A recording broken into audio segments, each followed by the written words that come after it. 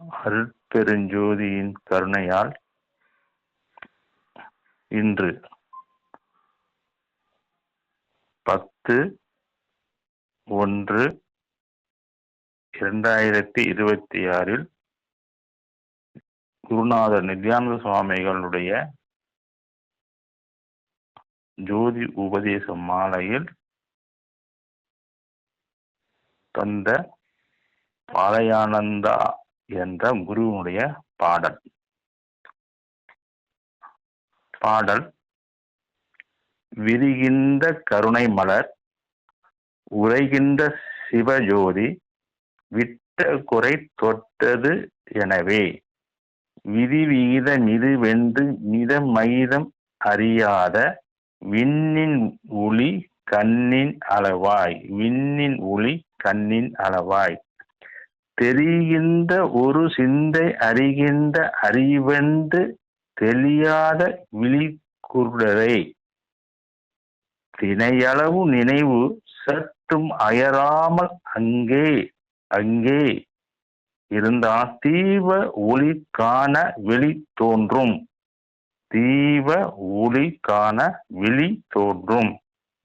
என்று முதிர்ந்த ஞானி பாலயானந்த சுவாமிகள் கொடுத்ததை அவருடைய கருணையால் சிந்தித்து நாம் உய்வதற்கு அருள் செய்கின்றது. விளக்கம்: கருணை நிறைந்த இயற்கையின் தத்துவத்தில் உதித்த சிவசூரியனின்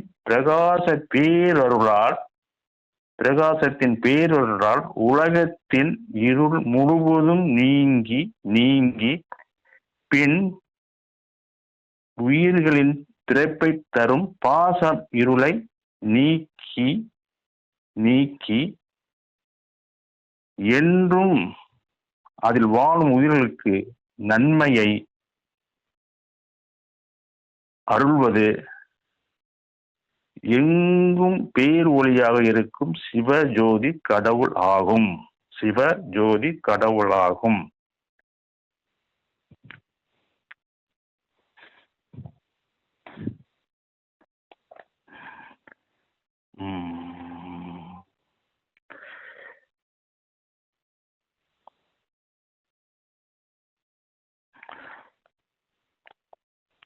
தனது அறிவே கடவுளின் பிரகாச ஒளி என்று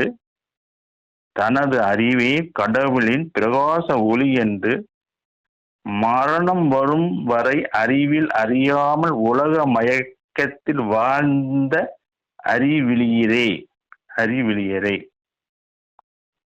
அதாவது உண்மையை தனது ஆன்மாவை ஒளிதான் என்று தெரியவில்லை என்று குருநாதர் இந்த இடத்தில் சொல்கின்றார். அதற்கு நீவீர் அறிவை அறியாமல் இருவினை என்ற விதியின் பயனால் நாம் பூமியில் பிறந்தோம்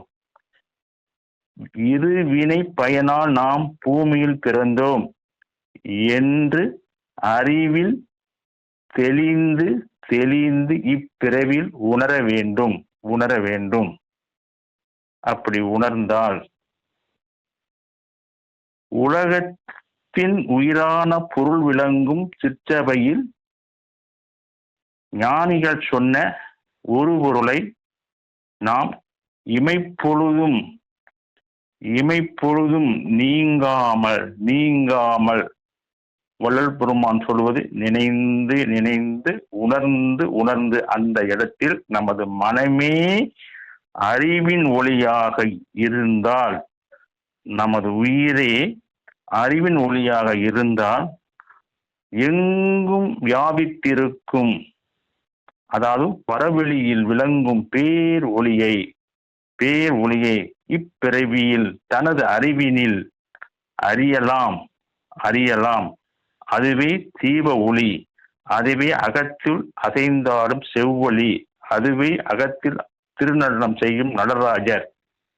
இந்த அறிவை உத்தமர்கள் இப்பிறவியில் அறிய வேண்டும், அறிந்து உய்ய வேண்டும் என்று இரக்கத்தோடு பாலயானந்தா சுவாமிகள் நமக்கு உபதேசம் செய்ததை நித்யானந்த சுவாமிகளும் இந்த உண்மையை பெற்று மீண்டும் பேரின்பத்தோடு இருக்க அருள் செய்கின்றார். இதை கேட்கின்ற அடியார்கள் வருங்காலத்தில் தன்னை அறிவில் அறிந்து மீண்டும் ஒரு பிறப்புக்கு போகாமல் இருக்க நல்லவர்கள் சொன்ன உண்மை பொருளை, அதாவது சாகா கலையை இப்பிறவில் அறிய வேண்டும் என்று உங்க திருவடியை ஞானிகள் சொன்ன அறிவில் உங்க பாதத்தை பணிந்து வேண்டுகிறோம்.